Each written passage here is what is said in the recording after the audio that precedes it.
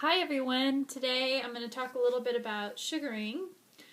You are going to need powder and gloves and your sugar. So the sugar looks like this, and you can learn to do this at home, but sugaring is a really tricky technique, but it's been cooked for thousands of years and used in the home with many women.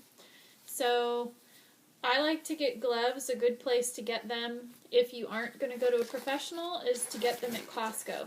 They have small is most likely what you'll need. So you're going to powder the skin after you cleanse it. So it's good to take a shower and get your skin really dry. And you only need a little bit of powder,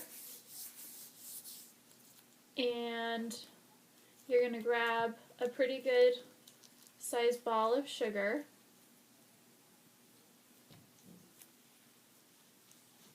and you're going to mold. But look at my fingers. So they're really flat and they're straight up, even though my middle finger is bent. And sugaring is a great alternative to waxing. I sugar everything that needs hair removal now. I don't wax anywhere on my body because the wax is more irritating to my skin than sugar. But the sugar is actually edible before you start using it to remove hair. So there you go. My hair is very blonde, so it's hard to see, but you can kind of see some spiky stuff up near my elbow.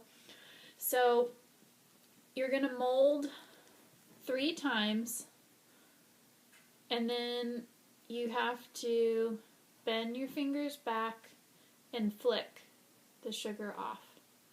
And when you get to the end of the sugar, try to leave a little bit and lift off like an airplane. So when you get to the end of the sugar, stop before you reach the end and lift off like an airplane. But if there isn't sugar in front of your hand, you're going to be in trouble. So I sugar my arms, my legs, my eyebrows. I've learned to do it all myself at home, but I'm a professional with 10 years of experience working on clients. So after you remove, it's good to put pressure on the area. When you're doing your arms, it's kind of hard to do, but on your legs, it's easier. It's important to mold slow or you're going to pull the hair, which hurts. So mold very slow.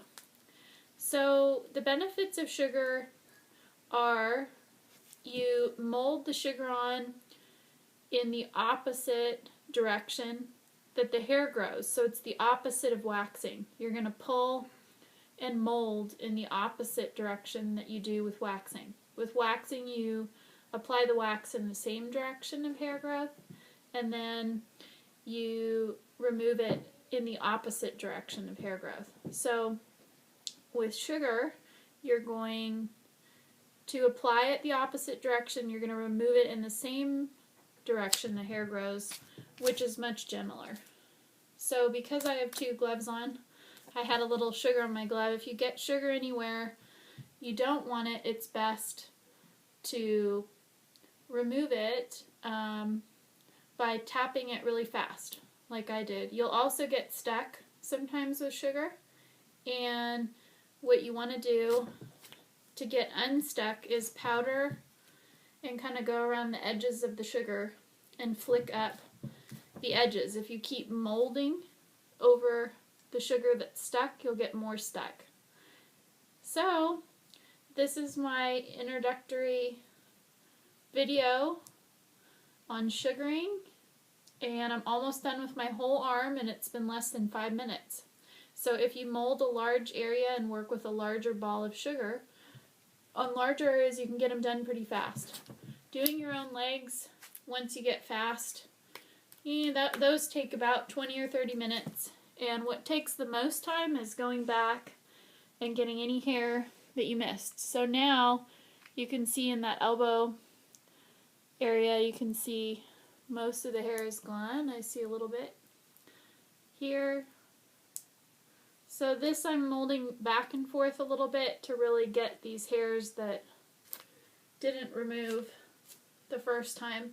It's also best to hold the skin tighter than this if you're going to be doing this area, but because both of my arms are taken up by sugaring, this means you flicked really well. To get that off the back of your hand, you use your arm. And it's best to go to a professional, in my opinion, to get this done, but it can be learned at home. Have a great time sugaring, and visit jessaskin.com. Eventually we're going to have our own sugar for sale for professionals and for use at home. Thank you.